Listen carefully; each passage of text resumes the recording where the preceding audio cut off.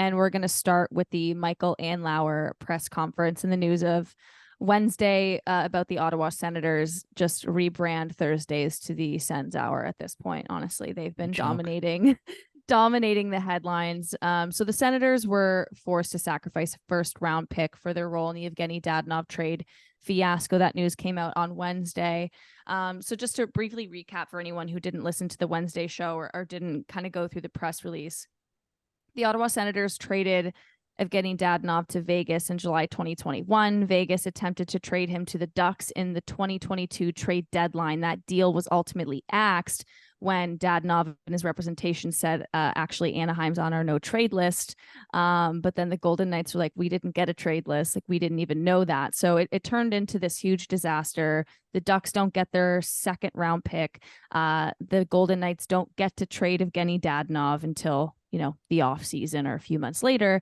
But this ultimately traced back to the Ottawa Senators. And in the press conference yesterday, this press conference was to talk about the first round pick that they lost, but also the fact that Pierre Dorion was relieved of his duties, or they mutually agreed to part ways. So Pierre Dorion, after 8 years as the Sens GM, is out. And Andlauer said in the press conference he got a 73-page report that showed the organization was negligent in nature and embarrassed the league and two other teams.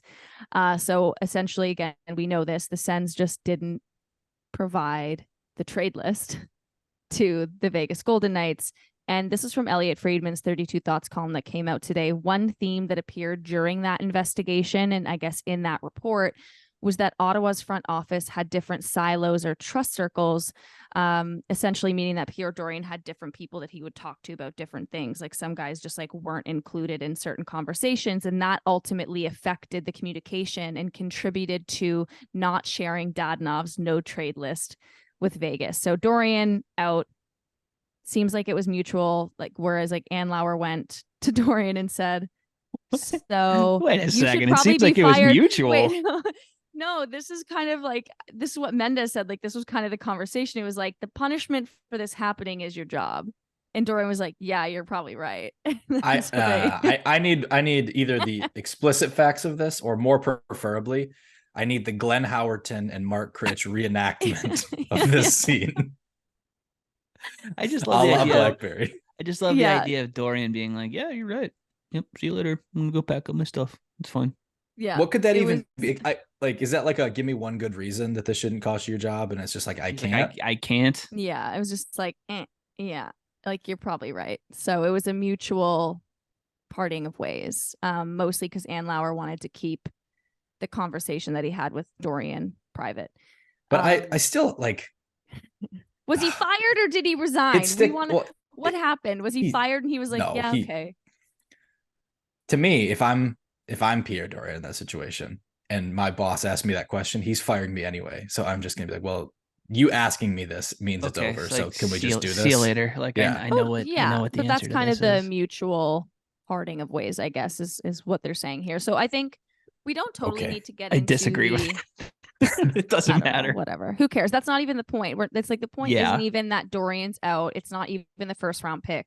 I think that the whole takeaway and the point of day 2 of this kind of conversation, and the reason we're still talking about this, is the NHL's own perceived negligence. One of the biggest things we saw in that press conference was Andlauer hammering the NHL, hammering Gary Bettman. We don't often get this from owners or really anybody in those positions. Andlauer, and I promise I'm almost done. I'm just trying to get through the notes, and then you will hear from Sean. Thank you. And Max. Andlauer said the team did not know about the Pinto investigation until recently, well after it had already begun. He said that he did know about the Dadanov probe during the sale process, but said it was framed as a non-issue. Here's what Michael Andlauer had to say with more context. You just kind of mentioned how you never anticipated this. You sort of inherited this situation.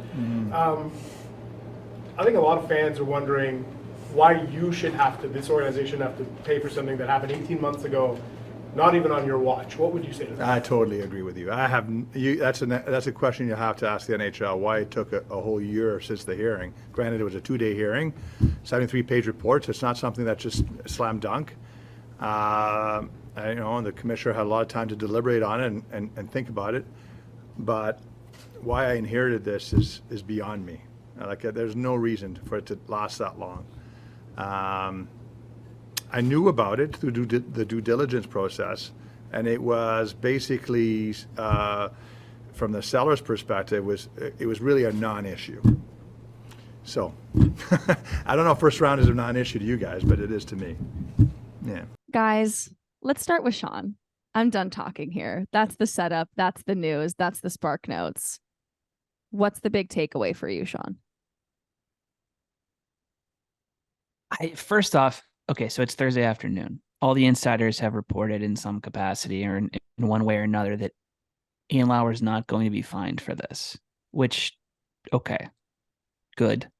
I mean, Sens fans would literally start like a GoFundMe if he was. They'd Totally. be like, we'll pay for it, King. Who said that? Ian said that? It was Mendez. They were like, hold on, King. We've got you. On some level, I'm surprised by that. On another, I'm not, because it's like, you don't necessarily want to draw more attention to what's gone on or further piss off a man who just paid $1 billion or slightly shy of $1 billion. Under, yeah. Just a scotch under a bill to be in the club. So whatever. The point though is that this is blistering shit from an NHL owner. I've never. What's the money quote? I have it in front of me. We just played it. Well, I mean, it was the money. We just played the money quote. It was that maybe they just wanted to. Okay. Keep I wasn't. Yep.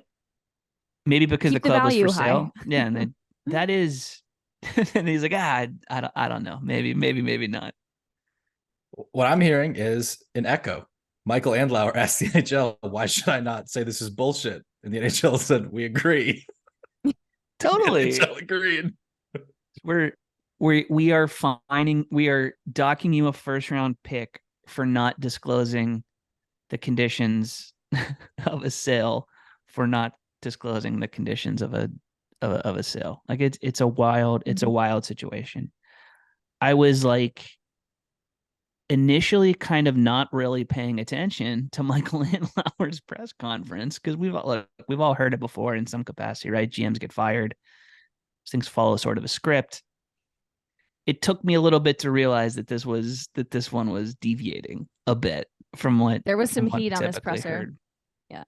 And that's what, and Hailey, you said this, that's why we're still talking about it today, because he lobbed some bombs. He threw some haymakers at the league when it comes to this stuff. And I loved it because it's directly in line with something we've seen over the last couple months, even more than we've seen it over the last couple years, is this just labyrinthine lack of transparency by the league when it comes to these important decisions, where it's like there's no internal logic, there's no communicated logic.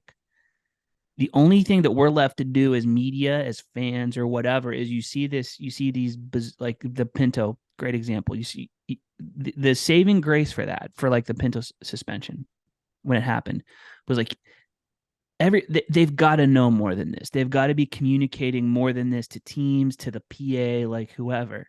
And what we've seen, and Andlauer is like the biggest, baddest, most glaring example of it, is that they don't. They don't. Yeah. They don't communicate this stuff. They don't communicate it publicly. They seem to be doing a crummy job of communicating it privately.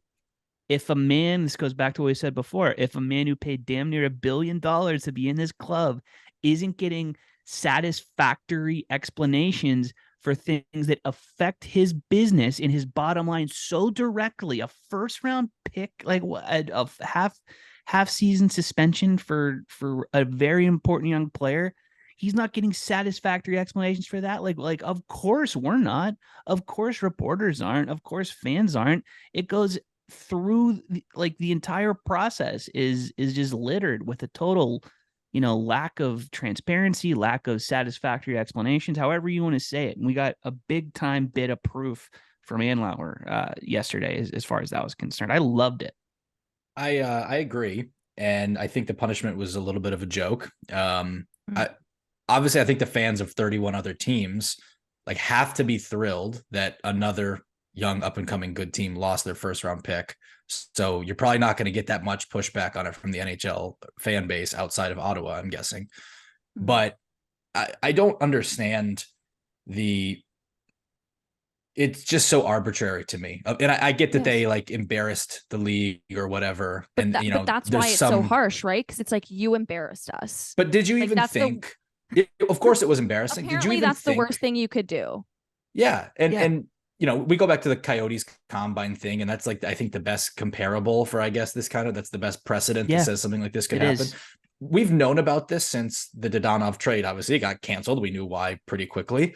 Like, did you even think this was a possible ramification for that?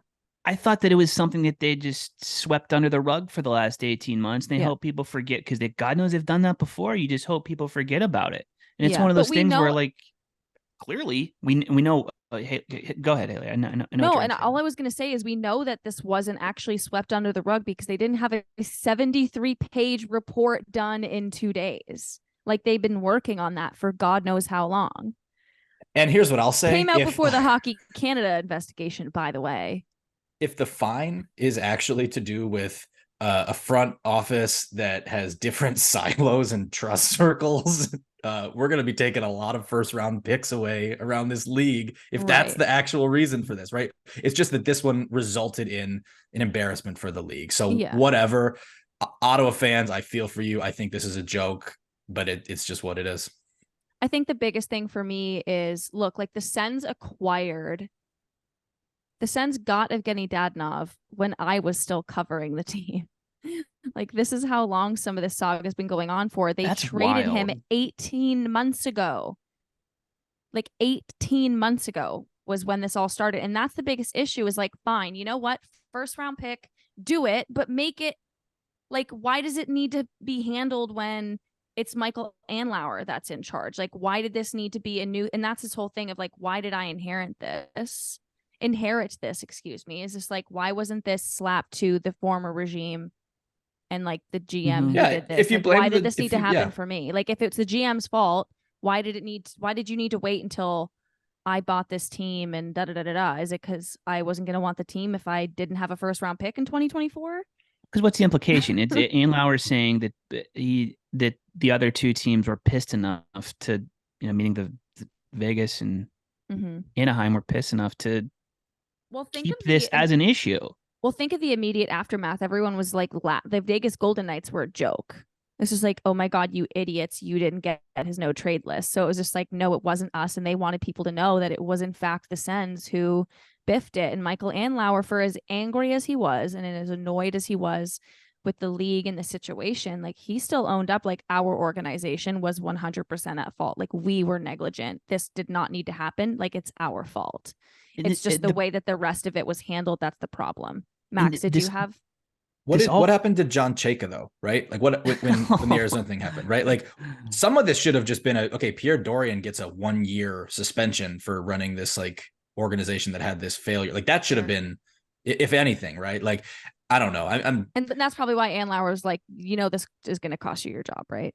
Yeah. The facts of this are simple. Like, Andlauer said as much. Like, there was a no trade list. It didn't make it to the Ducks. Like, whatever. That's what happened. 18 months for that. That's where you start seeing stuff. And you're like, okay, wait, you need 73 pages in a year and a half to explain something that simple. It's ridiculous. Honestly. And that's why he was like, you'd have to ask the league about why it took so long. Cause I don't know. It's because the point here always, what the league tries to do is give themselves flexibility to respond to this sort of stuff based on whatever the whims of the principles that are involved in, right? Whether it's the public, whether it's owners, whether it's the PA or players or whatever, they don't want to get themselves hemmed in any capacity, right?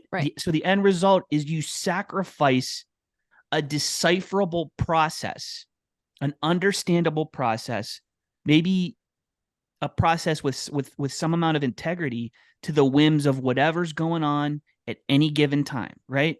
So there's no consistency, like where I know we keep talking about transparency. A big part of transparency is consistency, where you know what you're getting from a given situation and you know why you're getting it. And that to me is like That's what's lost. That's what's lost on the team end of things, and that's the craziest part of what Andlauer said. I know I'm like repeating myself here, but it's one thing for us to not know this. It's another thing for teams not to know it, and that is the craziest part of it. Yep. At the end of the day, an owner who paid a record price for a franchise feels like he was misled during the sale process. Yeah, not for nothing too. That is a serious allegation. And he almost came out and he made it as plain as he possibly could, being like, I don't know why they didn't tell me. That is wild. That's wild. And that's why we're still talking about this today. And I'm glad we are, because it's of a type with so much stuff that we've seen from them, generally, and also very specifically over the last few weeks. It doesn't make any sense. It doesn't make any sense that the Coyotes penalty was one thing, the Blackhawks penalty was another, and now we're talking about the Ottawa Senators getting docked a first-round pick when another organization got docked $2 million for a set of violations that was a whole hell of a lot more egregious than leaving Evgenii Dadanov's no trade list in a drawer. It's insane, and I'm glad that Michael Andlauer is laying waste to this shit. Like, I'm like, welcome to the league, dude. I'm glad you're here. There's at least a consistency in the Ottawa, Arizona, like, this is like, you kind of did something to screw over other teams idea, right? Of like, that's the cost for that, right? Like, you cheated in some way, right? I get that. There's at least some, but it just seems I guess the rate, you couldn't have a rule book that literally lays out the punishment for everything bit by bit, but it can be more than it is now. You can have you can have internal logic that you apply on a case by case basis, where you don't have to say like, all right, if you don't disclose a no trade list, this is the penalty.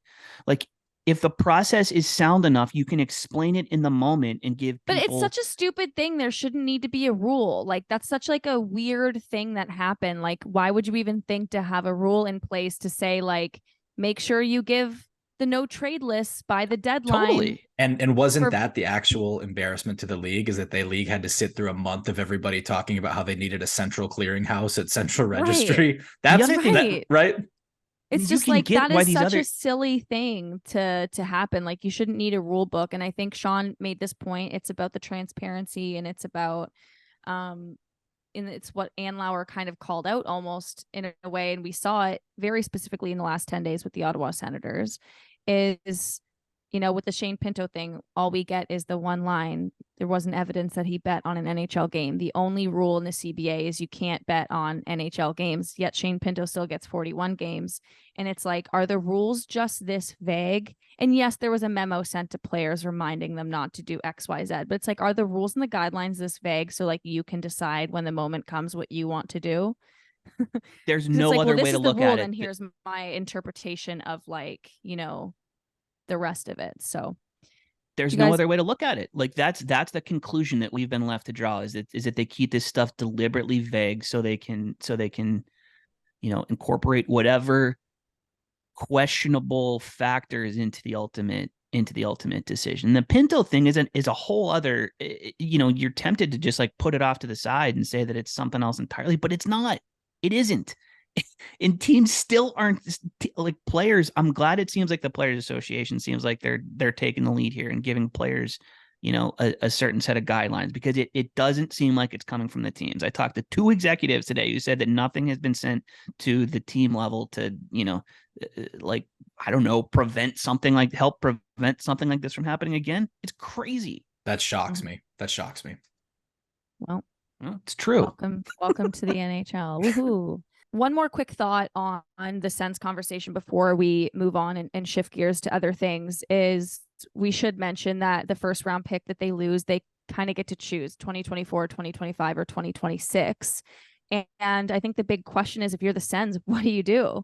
Max, you're our kind of prospect draft expert of the trio here. If you're the Ottawa Senators and you just went through all this stuff over the last 10 days, Thomas Chabot's out, you've got these injuries, no Shane Pinto, 41 games.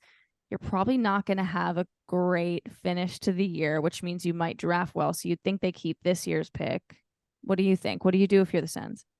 Yeah, I think you trust that you're a team on the rise and that your pick should keep getting later. That ultimately, that's the goal, is to give up a pick as late as possible. If you're picking, let's say, 15th this year. I think you're taking that pick and trusting that you're going to improve as your young players continue to join the fold and get better in coming years.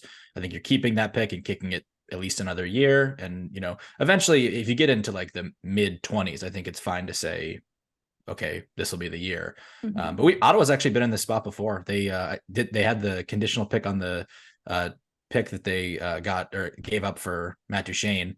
And I think they had the choice in the Brady Tkachuk draft year, and they kept that one at number 4. Ended up being the worst team in the league the next year, but it ended up moving back to 4. That was Bowen Byram. They made the right choice then. I think that's the same calculus. If you like what you can get at that pick, you keep the pick. I think to me, the bigger problem is at some point, whether it's this season, next season, whatever, that's going to be, that pick is going out the window, and it's something that they can't move at the trade deadline. For this particular team that has its core in place, has every intention and every possibility of winning meaningful games at some point over the next couple of years, whether it's this February, next, whatever, there is going to be a trade that they can't make because of what just happened. And that, if I'm Michael Andlauer or if I'm Steve Stais or if I'm whoever, that bothers me more than not being able to add the 19th pick in the draft or whatever. That is serious capital that they could use to improve the team that they're not going to have. Yeah. We should also not totally dump on like 28th overall picks or whatever, because Shane Pinto and Ridley Gregg were both late first rounders, and that's their middle 6, bottom 6 centers. So that's either a valuable player or a valuable tradable asset that they're losing. And this is a team also that doesn't have a whole lot of cap space. And what is often the sweetener to dump cap and open up space for yourself? First round draft picks. So they do have 2 this year because they have the Boston pick that they got from Detroit. So, or whatever is the later of the 2, I think is the technical phrasing, which will be the Boston pick. So maybe they just punt this year. No, you probably want to pick twice. I continue to be very concerned that we cursed the Ottawa Senators at some point on this podcast a few weeks ago. This isn't our fault, but it seems like it. Yes.